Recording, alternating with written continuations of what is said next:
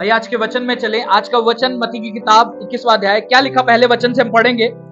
जब वे यरूशलेम के निकट पहुंचे और जैतून पहाड़ पर बैतफगे के पास आए तो यीशु ने दो चेलों को यह कहकर भेजा, सामने के गांव में जाओ। वहां पहुंचते ही एक गधी बंधी हुई और उसके साथ बच्चा तुम्हें मिलेगा, उन्हें खोलकर मेरे पास ले आओ। यदि तुम में से कोई कुछ कहे तो कहना कि प्रभु को इसका प्रयोजन है, तब वह तुरंत उन्हें भेज देगा। यह इसलिए हुआ कि जो वचन भविष्यद्वक्ताओं के द्वारा कहा गया था वह पूरा हो। सिय्योन की बेटी से कहो, देख तेरा राजा तेरे पास आता है, वह नम्र है और गधे पर बैठा है, वरन लादू के बच्चे पर। चेलों ने जानकर जैसा यीशु ने उनसे कहा था वैसा ही किया और गधी और बच्चे को लेकर उन पर अपने कपड़े डाले और वह उन पर बैठ गया। तो बहुत से लोगों ने अपने कपड़े मार्ग में बिछाए और अन्य लोगों ने पेड़ों की डालियां काटकर मार्ग में बिछाई। जो आगे आगे जाती और पीछे पीछे चली आती थी, पुकार पुकार कर कहती थी, दाऊद के संतान को होशाना, धन्य है वह जो प्रभु के नाम से आता है, आकाश में होशाना। जब उसने यरूशलेम में प्रवेश किया तो सारे नगर में हलचल मच गई और लोग कहने लगे, यह कौन है? लोगों ने कहा, यह गलील के नासरत का भविष्यद्वक्ता यीशु है। हालेलुया। ये वो समय है जो हम आज के दिन पाम संडे को सेलिब्रेट करते हैं। पाम लीव मतलब ये जो है पाम की लीव्स है, ये खजूर की डालियां हैं। इसका महत्व मैं आपको बताऊंगा कि क्यों वहां पर खजूर की डालियों को यूज किया गया ना, और क्या मीनिंग है कि रियल पाम संडे का, और क्या हम अपनी लाइफ में उस रियल वाले पाम संडे को सेलिब्रेट करते हैं ना। ये फैन बंद कर, क्या वो रियल पाम संडे मेरी लाइफ के अंदर है या फिर सिर्फ उस पे फैन लिखा, एफ लिखा हुआ है। हालेलुया।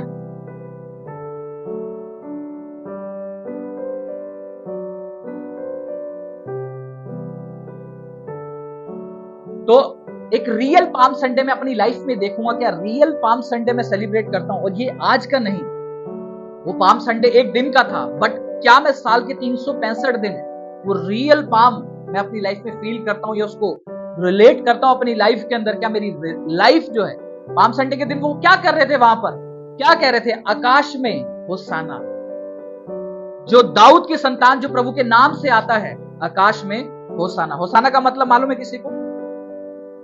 प्रभु की महिमा हो, उसके नाम की महिमा हो, उसके नाम की जय जयकार हो, उसके नाम की तारीफ हो। हालेलुया। जोर से तारीफ करेंगे बल परमेश्वर के नाम।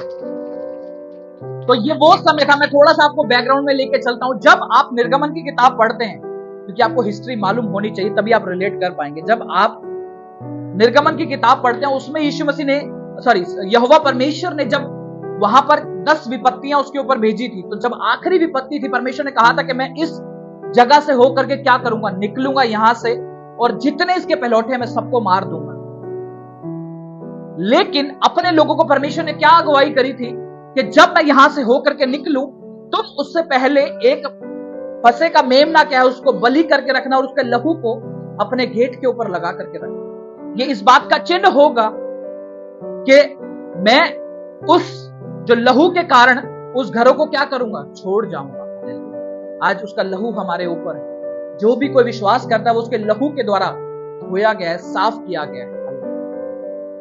तो जब वो लहू वहां पर लगाते थे तो उसके बाद ये एक ट्रेडिशन के तौर पर मनाया गया कि ये हमेशा क्या होता था, लहू लगाया करते थे लोग, वैसे ही वो पर्व मनाया जाता था। तो उस समय पर क्या होता था, यरूशलेम के अंदर जो मेमने बेचने वाले होते थे वो अपने मेमने को क्या करते थे, लेकर के आते थे। जब वो लेकर के आते थे ना, एक वो समय था जब वो अपने मेमनों को लेकर के आते थे, और एक ये समय है जब हमारा मेमना जो यरूशलेम के अंदर एंटर कर रहा था। हालेलुया। तो ये भी एक प्रोफेटिक है कि वो उसी तरीके से एंट्री लेगा, लेकिन वो आखिरी मेमना होगा जो वध किया जाएगा। हालेलुया। वो आखिरी मेमना होगा। आने वाला हफ्ता जो है वो एक होली वीक, एक पवित्र सप्ताह है जिसके अंदर पूरी कलीसिया फास्टिंग में रहेगी। फिर मेरा विश्वास है खुदावन ड्रास्टिकली आपके बंधनों को खोलेगा। देखिए ड्रास्टिकली मतलब बिल्कुल अद्भुत रीति से परमेश्वर आपको आजाद करेगा चीजों से।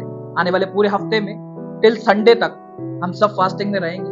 ब्रदर सिस्टर, जिस तरीके से हमने लास्ट टाइम किया था, जितने लोगों ने नहीं करी थी वो भी इस बार फास्टिंग करेंगे। कितने लोगों ने नहीं करी थी? 1 2 3 सब करेंगे। परिस्थितियां मैटर नहीं करती, मैं आपको बता रहा हूं। हालात कभी भी आपको रोक नहीं सकते परमेश्वर में बढ़ने से। हालेलुया।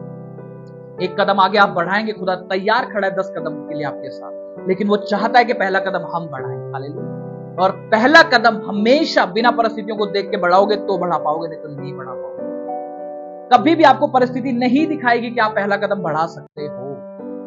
कभी भी आप फास्टिंग में जाओगे, आपका शरीर कहेगा कि नहीं कर सकते, बट आप कर सकते, क्योंकि वचन में लिखा है कि पवित्र आत्मा के द्वारा सब कुछ संभव है। हालेलुया। अब वचन पे आता है कि जब वो मेमना हमारा यीशु मसीह जब गधे के बच्चे के ऊपर बैठ के वो यरूशलेम के अंदर प्रवेश कर रहा था, तो ये भी क्या है, एक प्रोफेसी थी जिसको यीशु मसीह ने फुलफिल करना कि वो गधे के बच्चे के ऊपर। जब आप यशायाह की किताब 62वें अध्याय में पढ़ते हो, उसके अंदर आपको ये मिल जाएगी प्रोफेसी कि वो एक गधे के ऊपर बैठ करके क्या है, यरूशलेम में प्रवेश कर रहा है। और जो यहां पर लोग खड़े हैं, जहां पर लोग खड़े हैं, वो क्या कह रहे थे?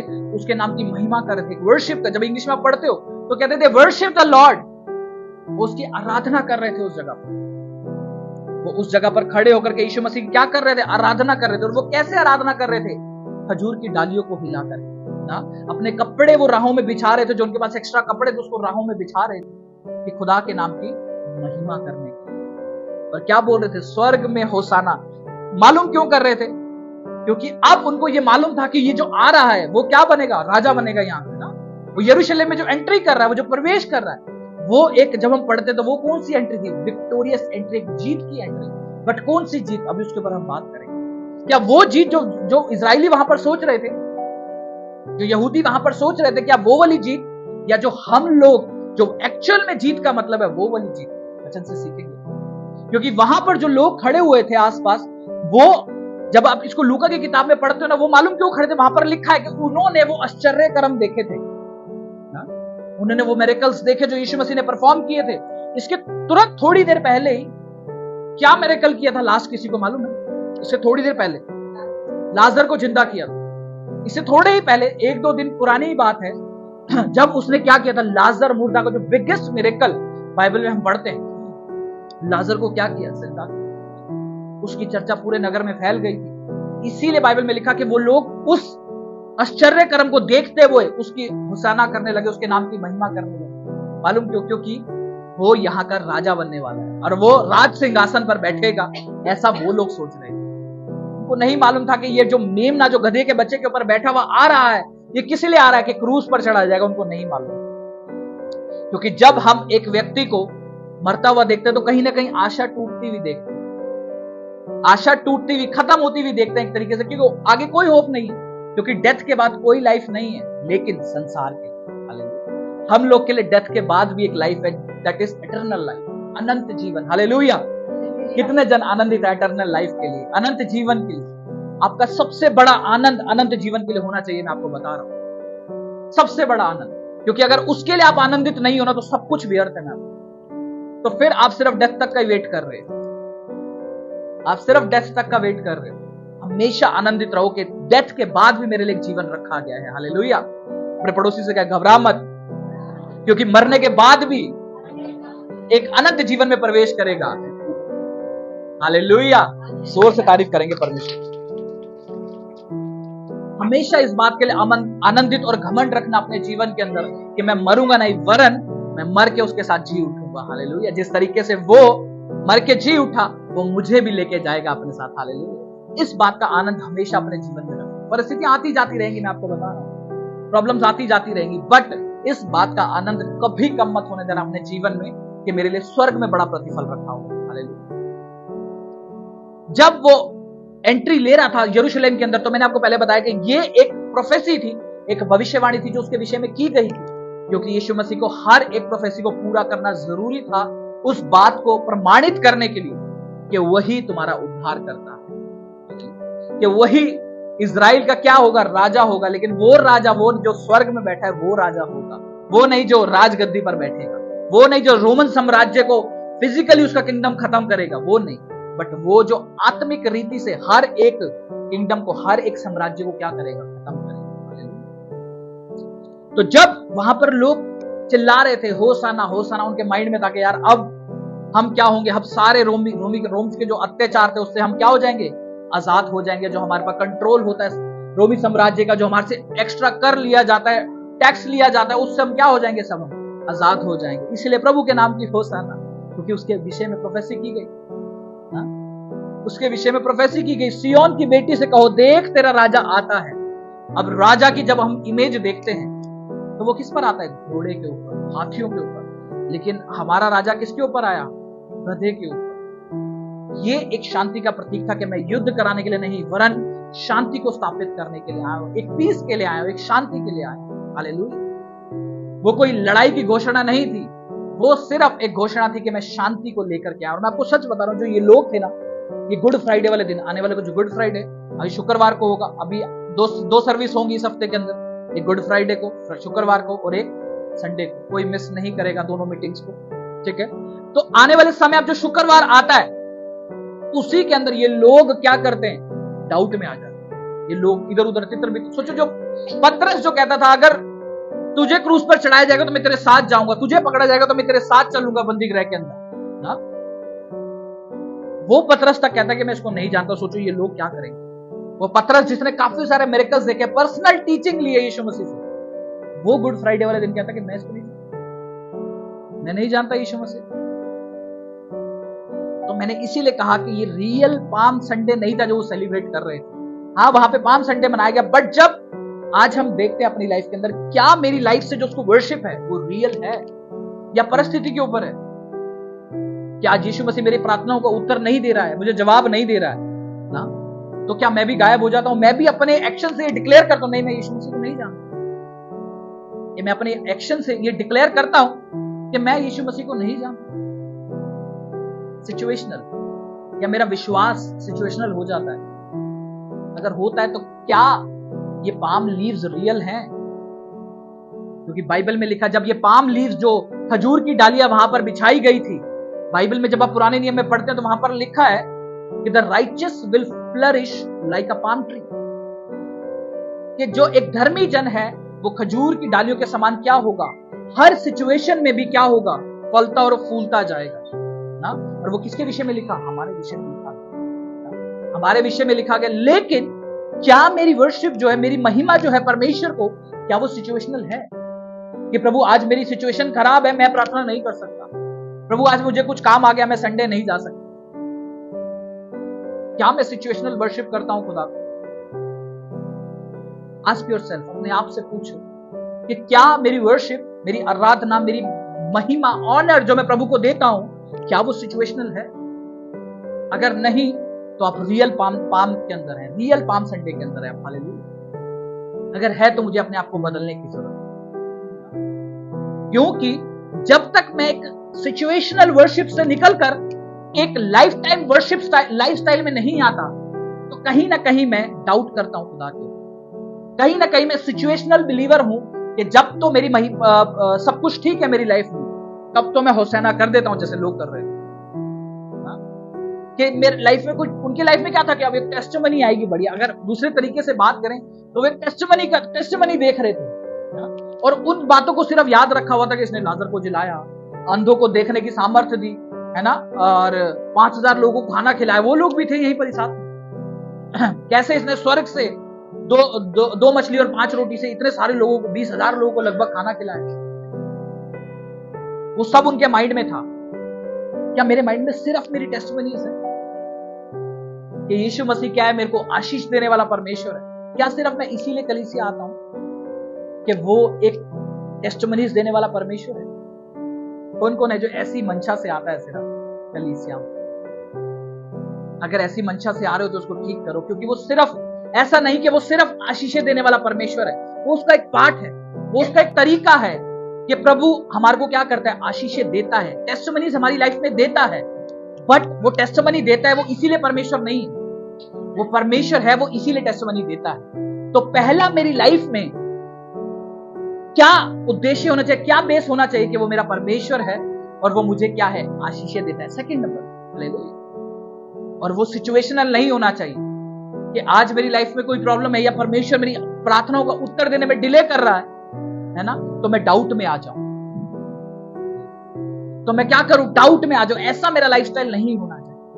वरन मेरा लाइफस्टाइल क्या होना चाहिए कि कैसी भी कंडीशन क्यों ना हो, मैं हमेशा प्रभु के नाम को क्या करूंगा, धन्य कहूंगा। हमेशा क्या करूंगा, आवाज नहीं, हमेशा क्या करूंगा, पीछे से आवाज नहीं, हमेशा क्या करूंगा, धन्य कहूंगा उसके नाम को हमेशा। जिस तरीके से अय्यूब कहता कि मैं अपनी माता के गर्भ से नंगा आया था, नंगा ही लौट जाऊंगा, जिसने दिया उसी का नाम धन्य माना जाए। वो रियल धन्यवाद था, मैं आपको बता रहा हूं, जो टफ सिचुएशन में भी दिया गया, जो टफ सिचुएशन में भी दिया गया। अगर आप पब्लिकली उसके नाम की वर्शिप कर रहे हैं, तो याद रखें, जब अगर ट्रबल्स आए, प्रॉब्लम्स आए, तब भी वो आराधना सेम रहनी चाहिए, तब भी वो ऑनर सेम रहना चाहिए। ऐसा नहीं कि आप डाउट में चले जाए, कुड़कुड़ाने लगे परिस्थितियों को देखकर कि आज तो परमेश्वर ने आपके सामने लाल समुद्र दो भाग कर दिया, और कल जब थोड़ी सी प्रॉब्लम आए हम कुड़कुड़ाने लगे, हम बेहतर था उसी प्रॉब्लम के पीछे थे। ऐसे हम कुड़कुड़ाने लगे, नहीं हम बेहतर थे, हम क्यों खुदा को मानने लगे। यह हमारा एटीट्यूड नहीं होना चाहिए। उससे बेटर तो फिर वो चोर था जो क्रूस पर खड़ा यीशु मसीह के साथ कहता है कि मैं जान गया हूं कि तू ही परमेश्वर। वो कहता तू आज ही मेरे साथ स्वर्ग में हो, और ये नीचे लोग खड़े हुए डाउट ही कर रहे हैं। शुक्रवार के दिन वो डाउट ही कर रहे हैं। इसीलिए जब हम वचन को देखते हैं कि यीशु मसीह गधे पर बैठा हुआ आ रहा है, तो वो एक शांति को लेकर के आ रहा है, ना कि वो किंगडम को जो हम हासिल करने की कोशिश करते हैं आज अपने दिमाग से लड़ाई झगड़े करके। तो बता, जो वो रूहों का किंगडम है, हम लड़ाई करके जीतने की कोशिश करते हैं। तो क्यों नहीं मानता यीशु मसीह? मैं सही हूं, तू गलत। ये एटीट्यूड है हमारा, प्रेम वाला, प्यार वाला एटीट्यूड नहीं है आज लोगों की तरफ हमारा, एक लड़ाई झगड़े वाला। क्या कभी यीशु मसीह को आपने ऐसा करते हुए देखा? हाँ, यीशु मसीह को गुस्सा जरूर आया, लेकिन वहां जहां परमेश्वर के अगेंस्ट में काम हो रहा था, उसी के भवन के अंदर, सिर्फ वहीं पर उसको गुस्सा आया। अदरवाइज आप हर जगह देखो, उसने वेश्याओं को क्षमा की। हाँ? जब आप पुराने नियम में जाते हो, आप राहाब वेश्या के बारे में सब जानते हैं। वेश्या की जो इमेज है हम जो देखते हैं, वो किस तरीके की होती है कि बहुत बेकार इमेज होती है। जो प्रोस्टिट्यूट्स को आप देखते हो, ये क्या इमेज है? लोग पैसा देते हैं और इस्तेमाल करते हैं, यही इमेज है। उनका कोई नाम पहचानने, कोई चेहरा नहीं, आप देखोगे आपको याद नहीं रहेगा।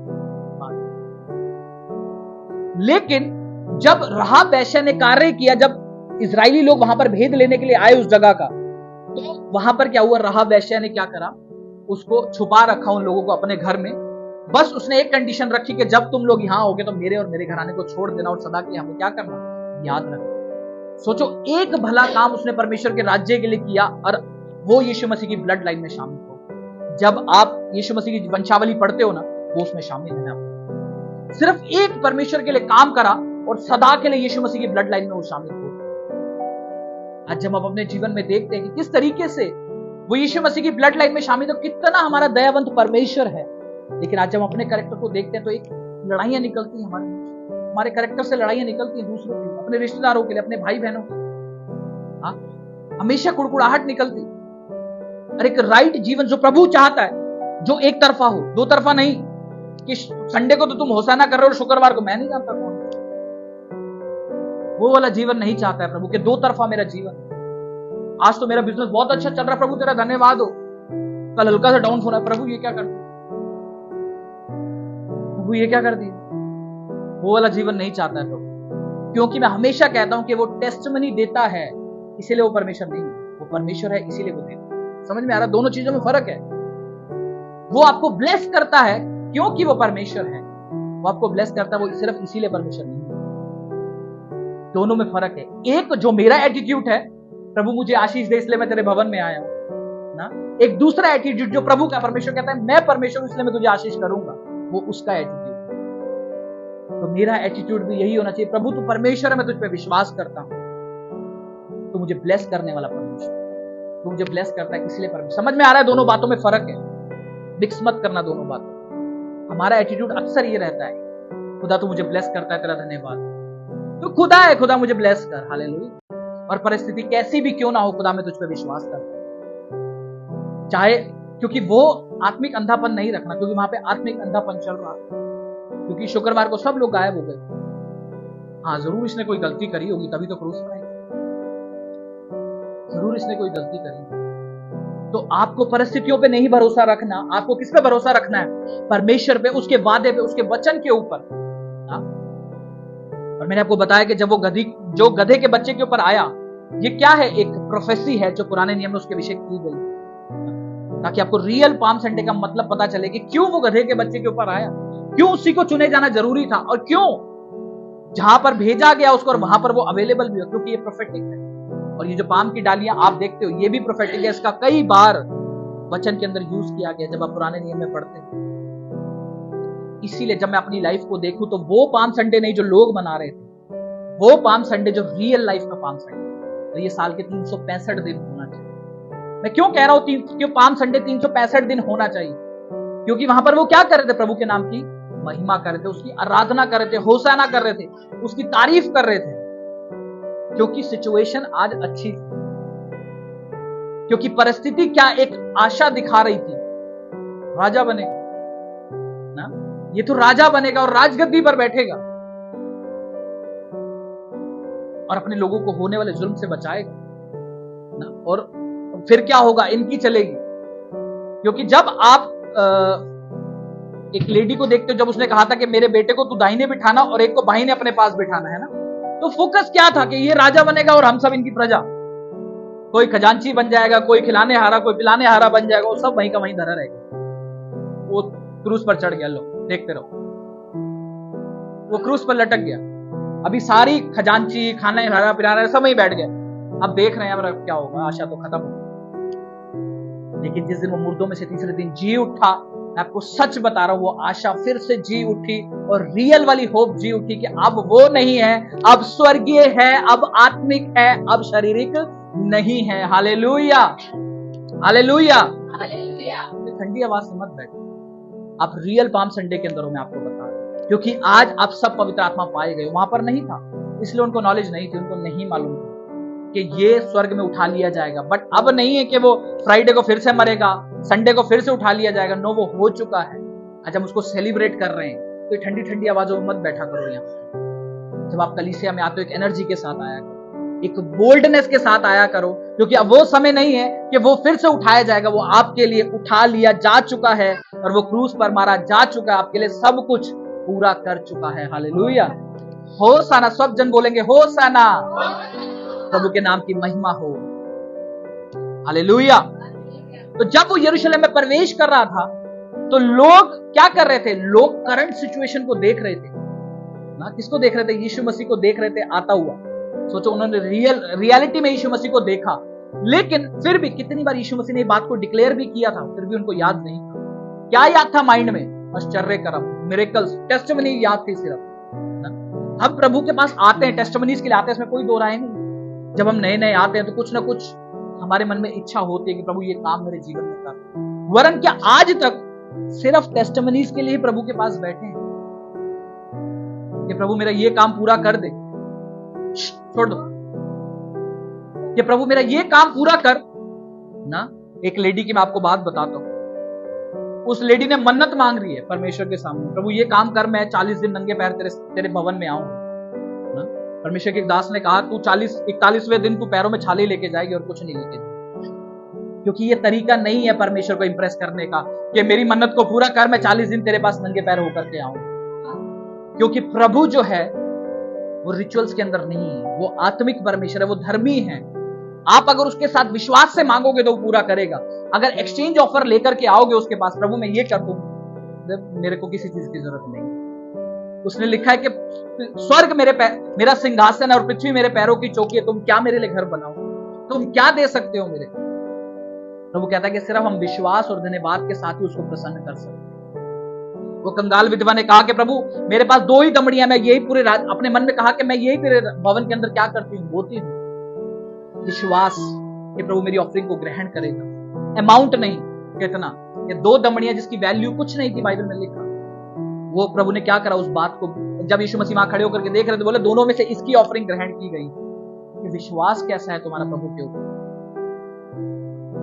बाइबल में लिखा कि प्रभु मैं विश्वास करता हूं कि तू मुझे चंगा कर सकता है, जा तेरे विश्वास में तुझे चंगा कर। उसने नहीं कहा कि तू परमेश्वर है तो हाँ इनको चंगा करके दिखा, चैलेंज नहीं, विश्वास रिप्रेजेंट करो अपना, अपने विश्वास को क्या करो, डिक्लेयर करो, दिखाओ परमेश्वर कि प्रभु मैं तुझ पर विश्वास कर। बट लेकिन वो सिचुएशन वाला नहीं कि आज पाम संडे तो होता है ना, शुक्रवार को मैं नहीं जानता, शुक्रवार को मेरे पास टाइम नहीं है क्योंकि वीकडे में आ नहीं सकता।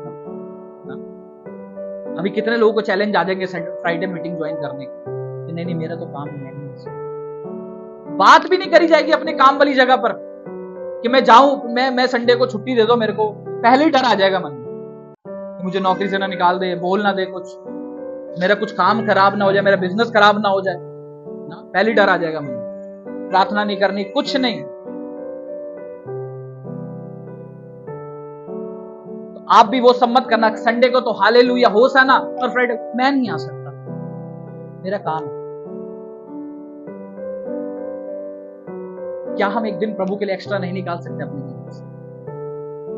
मैंने इसीलिए कहा कि आपका फोकस अनंत जीवन की तरफ होना चाहिए, आपका फोकस स्वर्गीय धन की तरफ होना चाहिए। और अगर आप सोचोगे कि मैं एक दिन की छुट्टी अपने काम से निकाल लूंगा तो मेरा काम खराब हो जाएगा, डाउन हो जाएगा, तो फिर ये विश्वास नहीं है, ये सिचुएशनल बिलीवर है। मैं आपको बता, जो सिचुएशन के ऊपर टिका हुआ है, आप पहले से ही बोल के रखोगे अगले गुड फ्राइडे मैं नहीं हूं। किसी ने मेरे को कहा कि आप शुक्रवार को चल सकते हो, मैं कहा हाँ शुक्रवार तो चल सकता हूं। बोले कि अगले शुक्रवार, मैं कहा नहीं चल सकता, क्योंकि मुझे मालूम है कि अगले शुक्रवार क्या है, गुड फ्राइडे हमारी मीटिंग है, मैं नहीं चल सकता, कुछ भी काम हो, कितना भी बड़ा हो। अगर मैं नहीं आ सकता, सॉरी, आपको प्लान बनाना उससे अगले शुक्रवार बनाना। इसीलिए मुझे क्या है, रेडी रहना है, पहले से इतना संयम रखना है कि मेरा पहला जो कर्तव्य है वो परमेश्वर के नाम की महिमा होना है। हमने सीखा था मेरा पहला कर्तव्य क्या है, परमेश्वर के नाम की महिमा करना है। सब कुछ पैरेलली चलेगा, मैं आपको बता रहा हूं, सब कुछ खराब नहीं होने वाला। डाउट निकाल दो अपने मन से ना, क्योंकि हमारी आंखें क्या है, धरती की चीजों पे अक्सर टिकी रहती। प्रभु कहता है कि मैं तुम्हारे को उकाबों के समान उड़ने वाला बनाऊंगा। कैसे बनाएंगे? जब तक हम खुदा को समर्पण ही नहीं करेंगे।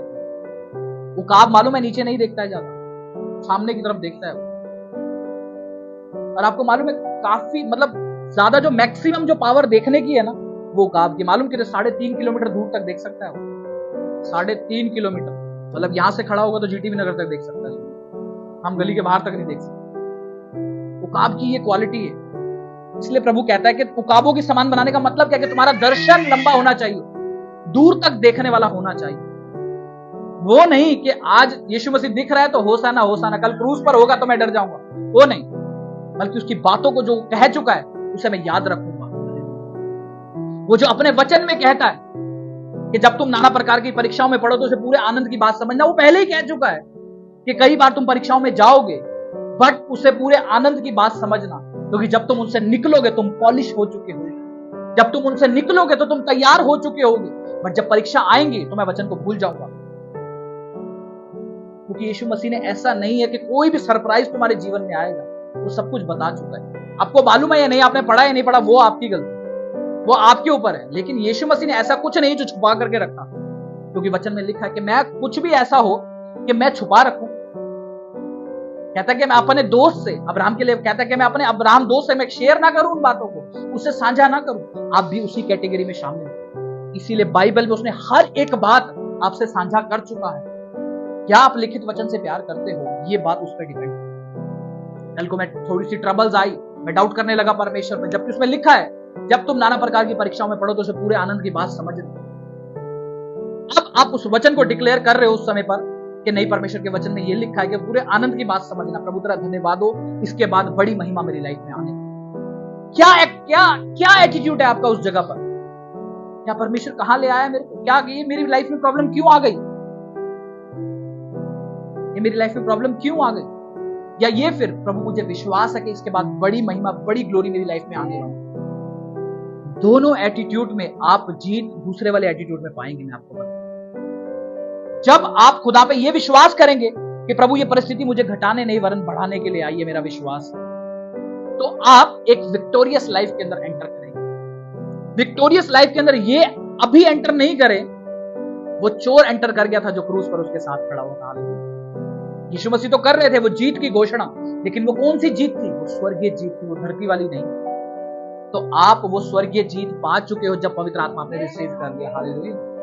जब आपने वो विक्टोरियस लाइफ आप रिसीव कर चुके हो, जिस घड़ी आपने यीशु मसीह को अपनी लाइफ में ग्रहण किया, आप वो विक्टोरियस लाइफ को रिसीव कर चुके हो अपने जीवन के अंदर। हालेलुया। बस अब आपको मुंह से डिक्लेयर करने की जरूरत है ना। आपको मुंह से क्या है? डिक्लेयर करने की जरूरत है, उस बात को कन्फेस करने की जरूरत है। वो कहता है कि तू सांप और बिच्छुओं को अपने पैरों तले क्या करेगा? रौंदेगा। करने मत चले जाओ। प्रभु ने एक एग्जाम्पल देकर के आपको बताया कि जितनी भी शैतान की युक्तियां हैं उनको आप पैरों तले रौंद दोगे। कितने लोग विश्वास करते? अगर करते हैं तो डिक्लेयर भी किया करो, क्योंकि पावर ऑफ डिक्लेरेशंस के बारे में आप पढ़ चुके हो, है ना? घोषणाओं की सामर्थ्य के ऊपर सबने पढ़ा है। अभी भी अगर आप उन चीजों को इस्तेमाल में नहीं लेकर के आते तो कहीं ना कहीं आप वचन के ऊपर विश्वास नहीं करते। और जब आप परिस्थितियां आती हैं, परीक्षाएं आती हैं, तब आप वचन को डिक्लेयर करते हो।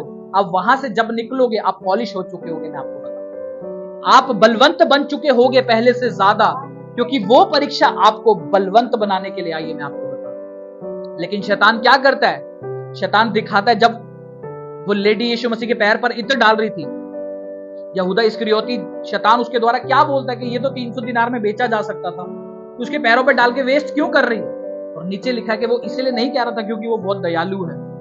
वहां पर तो वो यही दिखा रहा था कि मैं बहुत दयालु हूं, गरीबों की मेरे को चिंता है ना। वो इसलिए नहीं क्योंकि वो चोर था, क्योंकि उसको मालूम था उसकी कमीशन है उसके अंदर से। 300 दिनार का जब वो करेगा तो 300 में से 60 तो अपनी जेब में रख लेगा, 100 तो अपनी जेब में रख लेगा, 200 को इस्तेमाल करेगा। होते हैं ना कई लोग कंपनी के अंदर, परचेज डिपार्टमेंट के अंदर, किसी से कॉन्ट्रैक्ट लिया, 2000 1 लाख रुपए का कॉन्ट्रैक्ट है तो 20,000 अपने बना लिए, भाई 1,20,000 का बिल बना लिया। तो ये चीज यहूदा इस्करियोती करता था वहां। तो वो वाला नहीं, ये शैतान की आवाज नहीं सुननी, वरन क्या करना है? परमेश्वर की आवाज को सुनना है कि परमेश्वर क्या है उस परिस्थिति के अंदर। परमेश्वर ने उससे वादा क्या किया गया इस परिस्थिति के लिए? पता बाइबल की खास बात क्या है? जो कल आपके साथ होने वाला है वो उसके विषय में आज आपको गाइड कर देता है कि कल अगर ऐसी परिस्थिति आए तो तुझे करना क्या है, कल तुझे करना क्या है। यहूदा इस्करियोती को भी आज ही टेबल पे बता दिया था कि मेरा पकड़वाने वाला मेरी मेज पर ही बैठा है, फिर भी खिसक के निकल लिया वहां से। 30 चांदी के सिक्के आवाज बुला के ले गए, आ जाओ। और अंत में क्या हुआ? वो चांदी के सिक्के भी काम हुए। एक रियल पाम को अपनी लाइफ में सेलिब्रेट करो, ना कि वो जो लोग कर रहे थे situational palm Sunday. No situational palm Sunday, your every day will be palm Sunday. Hallelujah. आपका हर दिन पाम संडे होना चाहिए, आपका हर दिन प्रभु को नाम को महिमा करने वाला होना चाहिए, सिर्फ एक ही दिन नहीं। क्योंकि जो पाम संडे है वो सिर्फ एक दिन के लिए, वो महिमा करने वाला दिन एक दिन के लिए नहीं मनाएगा, वो सिर्फ हमारी लाइफ में क्या है? पूरे साल रखा गया, क्योंकि वो सिचुएशनल नहीं होना चाहिए। बाइबल हमें बताती है जब सिचुएशनल नहीं है तो कोई भी परिस्थिति आ जाए, मैंने हर परिस्थिति में क्या करना है? प्रभु के नाम की महिमा करनी। हालेलुया। मैंने क्या करना है? प्रभु के नाम की महिमा करनी। तो वो फिर साल के 365 दिन होगा जब वो सिचुएशनल नहीं है। क्यों? सही बात। जब वो सिचुएशनल नहीं है तो वो साल के 365 दिन मेरी लाइफ में होना चाहिए, ताकि जब कोई भी परिस्थिति आए तो मैं ये ना कहूं कि मैं यीशु मसीह को नहीं जानता, मेरा एक्शन ये ना कहे कि मैं यीशु मसीह से बिलोंग नहीं करता। कोई मेरे को देख के ये ना कहे तू तो यीशु मसीह को मानता था, तू कैसे नशे कर सकता, तो मुझे देख के ना कहे तू कैसे व्यभिचार में जा सकता, तू तो यीशु मसीह को मानता। आपको सच बता रहा हूं, आपको चाहे जितने भी लोग कहते हो अरे तूने धर्म बदल लिया, ये कर लिया, वो कर लिया, लेकिन वो आपके एक्शंस को जज कर रहे हैं पीछे से ना। वो आपके एक्शंस को देख रहे हैं। राइट समय आएगा जब वो बोलेंगे कि हाँ इसके में ये खास बात तो है कि हम नशे करते हैं, ये नहीं करते। हमारे मुंह से गाली निकलती है, वरन मैंने इसके मुंह से कभी गाली नहीं सुनी। हमारे मन में तो बेईमानी आती है, हम करते भी है, लेकिन कभी इसको मैंने नहीं देखा कि ये बेईमानी को सपोर्ट कर रहा। वो कहेंगे एक दिन आने वाले, लेकिन आपको छोड़ना नहीं है उस स्पीड। हालेलुया। आपने उस स्पीड को छोड़ना नहीं जो आप प्रभु के साथ चल रहे हैं। सिचुएशनल आपको आएंगी डराने। यहूदी इस्करियोती को भी एक परमानेंट सिचुएशन डराई जा रही, पैसे की लालच, लालच, लालच, लालच। एंड आप सबको मालूम है क्या हो। अय्यूब के साथ भी बड़ी सी सिचुएशन आई। दो अलग अलग किस्से हैं, एक अय्यूब का और एक यहूदा का। दोनों की लाइफ में ट्रबल्स आई। एक में साइलेंट ट्रबल थी जो उसको मालूम ही नहीं था, ठीक है। एक में ट्रबल उसको फिजिकली दिख रही है, फिर भी वो वहां धन्यवाद कह रहा है प्रभु। उसको शारीरिक ट्रबल आ गई, फाइनेंशियल ट्रबल आ गई, सब कुछ हो गया उसकी लाइफ में, अय्यूब की लाइफ में, फिर भी वो परमेश्वर के नाम को क्या कह रहा है? धन्य कह रहा है। अब आप तय करो कि कौन सा विश्वास आपको अपने जीवन में लाना है, किस तरीके से यीशु मसीह को आपको लाइफ में वेलकम करना है। यहां जैसे लोग वेलकम कर रहे थे, ठंडा मीठा नहीं, एक बोल्डनेस के साथ, एक विश्वास के साथ कि परिस्थिति कोई भी क्यों ना हो प्रभु, मेरा सर सिर्फ तेरे सामने ही झुकेगा। Hallelujah, hallelujah. बोले परमेश्वर, मेरा सर हमेशा तेरे सामने झुकेगा, चाहे परिस्थिति कोई भी क्यों ना हो, मैं हमेशा तेरे नाम को धन्य कहूंगा। आमीन। सो हम प्रभु का धन्यवाद करते हैं कि जिस तरीके से वो प्रोफेसी वहां पूरी हुई कि वो यरूशलेम में वो विक्टोरियस एंट्री जब उसने ली ना, तो आज हम प्रार्थना करेंगे कि प्रभु वो विक्टोरियस एंट्री जो मेरी लाइफ में मैं रिसीव कर चुका हूं, मेरी लाइफ से वो साल के 365 दिन डिक्लेयर हो, क्योंकि अब वो दोबारा से आप रिसीव नहीं करोगे, वो आपने उसी घड़ी रिसीव कर ली थी। जिस घड़ी आपने यीशु मसीह को ग्रहण किया, आपने उसी समय वो विक्ट्री को रिसीव कर लिया था। वो विक्ट्री को क्या करा था? उसी समय जिस घड़ी चेलों ने उसको जी उठते हुए देख लिया था, उसी घड़ी उसने वो विक्ट्री को क्या करा? चेलों ने रिसीव कर लिया, या वो 500 से अधिक लोगों ने उस विक्ट्री को, उस जीत को क्या कर लिया था? हासिल कर लिया था। क्यों? मालूम क्यों? क्योंकि वो उस अनंत जीवन के भागी हो गए।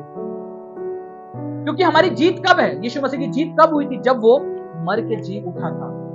क्योंकि ये लोग जो सोच रहे थे ये यरूशलेम में प्रवेश कर रहा है, तो ये क्या है? एक जीत का आगाज है, एक विक्ट्री का आगाज है। लेकिन रियल विक्ट्री कौन सी थी? जब वो मुर्दों में से तीसरे दिन जी उठा।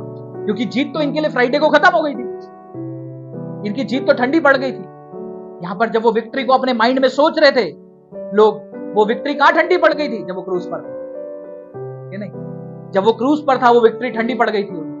लेकिन संडे को जब उन्होंने वो जी उठ के देखा वापस उसको, वो जब वो मरे में से तीसरे दिन जिलाया गया, वो परमानेंट विक्ट्री उनकी लाइफ में वो डिक्लेयर कर दी गई थी। हालेलुया। क्योंकि अब वो विक्ट्री थी जिसको कोई मिटा नहीं सकता था। जब वो क्रूज पर था तब तो उनको डाउट आ गया, जब वो एंट्री ले रहा था तब तो शायद पॉसिबिलिटी थी कि वो मिटा, जब उनकी नजर से देखा। लेकिन जब वो मर के जी उठा और जाके परमेश्वर के दाहिने बैठ गया, अब उस विक्ट्री को कोई चेंज नहीं कर सकता। हालेलुया। और वो सेम विक्ट्री आपके जीवन का हिस्सा बन चुकी है। मैं आपको बता रहा हूं, अब उसको कोई बदल नहीं सकता सिवाय आपके विश्वास के। कोई उसको बदल नहीं सकता। अगर आपका विश्वास प्रभु के ऊपर बना हुआ है, जब तक वो नहीं आता, तो मैं आपको सच कह रहा हूं, वो विक्ट्री को कोई आपकी लाइफ से हटा नहीं सकता। क्योंकि ये बात भी वचन में परमेश्वर ने कही है कि क्या स्वर्गदूत, क्या प्रधानताएं, कोई भी तुम्हें उसके प्रेम से अलग नहीं कर सकता। अगर वो प्रेम अलग नहीं होगा तो स्वर्ग आपका तय है। मैं आपको बता रहा हूं। हालेलुया। आइए सब जन अपने हाथों को उठा के प्रार्थना में चलेंगे। धन्यवाद करते हैं मेरे सामर्थ्य खुदा, मेरे परमेश्वर खुदा बाप, मैं आपका धन्यवाद करता हूं और विश्वास करता हूं प्रभु जी, वो परमानेंट विक्ट्री मेरे परमेश्वर, जब तू जी उठा मेरे परमेश्वर, वो परमानेंट मेरे जीवन में ठहर गई मेरे परमेश्वर। आने वाले शुक्रवार को, आने वाले ईस्टर को जब प्रभु हम तेरे वचन को सुनेंगे, मेरा विश्वास करते हैं प्रभु जी, वो विक्ट्री परमानेंट इनके जीवन का हिस्सा मेरे परमेश्वर अपने साथ लेकर के जाएंगे आने वाले दिनों में। प्रभु मेरा विश्वास है, जब इन्होंने तुझको ग्रहण किया मेरे परमेश्वर, उस विक्ट्री को अपनी लाइफ में रिसीव कर लिया मेरे परमेश्वर, अब हर सिचुएशन में प्रभु बस उसको डिक्लेयर करेंगे और वो अपने सामने खड़े होते हुए देखेंगे उस जीत को मेरे परमेश्वर। खुदा मैं तेरा धन्यवाद देता हूं। कलीसिया सब जन प्रार्थना करेंगे कि प्रभु मेरा विश्वास है, मैं उस विक्ट्री को पा चुका हूं अपनी लाइफ में, अब बस मुझे डिक्लेयर करने की जरूरत है मेरे परमेश्वर, और वो मेरे सामने खड़ी होगी यीशु मसीह के नाम से। Yes, Jesus. Thank you, Lord. Thank you, Jesus. प्रार्थना करें ऊंची आवाज में कलीसिया कि मेरी हानि के लिए जितने भी तीर उठेंगे परमेश्वर, उनमें से एक भी सफल ना होगा मेरे परमेश्वर। जिस तरीके से प्रभु जी दाऊद ने 66 लड़ाइयां लड़ी और वो 66 की 66 जीत गया मेरे परमेश्वर, मेरा विश्वास है खुदावन, मैं जितने भी आत्मिक युद्ध लड़ूंगा, मैं उनमें से एक भी हारूंगा नहीं मेरे परमेश्वर। क्योंकि प्रभु मैं तेरी और खड़ा हूं मेरे परमेश्वर, क्योंकि मेरी संग में तू है मेरे परमेश्वर। क्योंकि तेरे वचन में भी लिखा है जिसके और साथ में तू है प्रभु, उसके अगेंस्ट में कोई खड़ा रह नहीं सकता मेरे परमेश्वर। खुदा मैं तेरा धन्यवाद देता हूं मेरे परमेश्वर, क्योंकि तेरे वचन में लिखा कि वैरी जितने भी षड्यंत्र रचेगा जरूर, पर उनमें से एक भी सफल ना होगा मेरे परमेश्वर। मैं तेरा धन्यवाद करता हूं तेरे वचन के लिए, तेरी वाचा के लिए प्रभु, जो तूने तेरे लहू के द्वारा हमसे बांधी थी मेरे परमेश्वर। खुदावन तेरे जी उठने के बाद वो हमारे जीवनों में आज तक पूरी होती हुई आ रही है मेरे परमेश्वर। खुदा हम तेरा धन्यवाद देते हैं मेरे परमेश्वर। प्रभु यीशु मसीह के सामर्थी नाम से मांगते हैं, आमीन। जोर से तारीफ करें कलीसिया, जोर।